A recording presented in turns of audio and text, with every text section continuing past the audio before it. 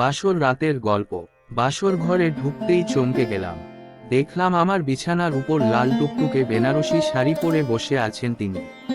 মুখটা লম্বা ঘোমটা দিয়ে ঢাকা ছিল। রুমে ঢুকেই আমি চেয়ারের উপরে রিল্যাক্স করে বসলাম। সারাদিন অনেক ধকল গেছে আমার উপর, এরই নাম বুঝি বিয়ে। আজকেই বুঝলাম ছেলেরা বিয়ের কথা শুনলে পালায় কেন। 1 সপ্তাহ হলো আমি বিদেশ থেকে আসলাম, একবারের জন্য তাকে দেখা হলো না আমার। বাবা মায়ের পছন্দ করা মেয়ে। ভাবি বলল মেয়েটা খুব সুন্দর। হঠাৎ ঘড়ির দিকে তাকালাম, দেখলাম রাত 2টা বাজে। দাঁড়ি দাঁড়ি দাঁড়ি দাঁড়ি দাঁড়ি দাঁড়ি দাঁড়ি দাঁড়ি দাঁড়ি দাঁড়ি দাঁড়ি দাঁড়ি তাড়াতাড়ি করে বিছানার ওপরে বসলাম। বিছানার উপর বসতে না বসতেই সে ধপাস করে বিছানা থেকে নেমে পড়ল। আমি ভয় পেয়ে গেলাম। হঠাৎ করে সে আমার পা ধরে প্রণাম করতে লাগলো।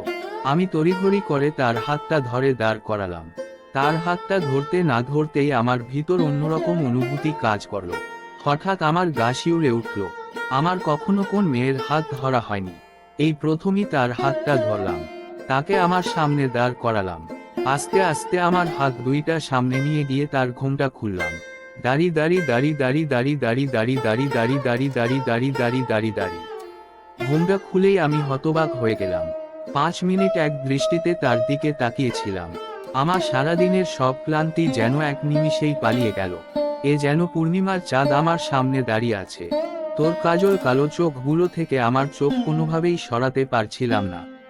আমার ভেতর থেকে বলে উঠছে, সে আমার স্বপ্নের রানী, আমার প্রিয়তমা। কিছুক্ষণ পর আমি ওকে বিছানার উপরে বসালাম। আমি তাকে জিজ্ঞেস করলাম, আমাকে তোমার পছন্দ হয়েছে? সে মিষ্টি একটা হাসি দিল।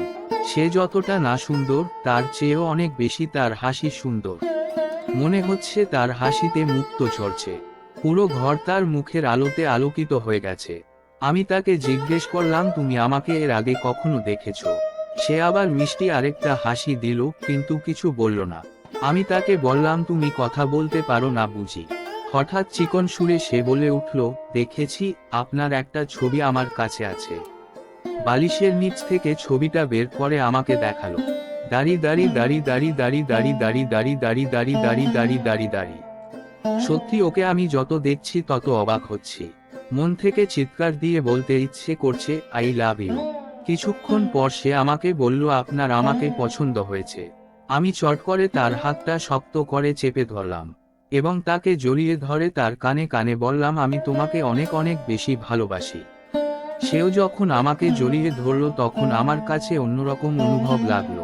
মনে হলো পৃথিবীর সবচাইতে সুখী মানুষটা হলাম আমি। তারপরে আমি তাকে বিছানার উপরে ছুঁয়ে দিয়ে দুজনে গভীর ভালোবাসায় দুজন দুজনের মধ্যে ঢুকতে শুরু করলাম। সত্যি সে আমার জীবনটাকে ধন্য করে দিল। এটাই হলো আমার জীবনের প্রথম ভালোবাসা, আর এটাই যেন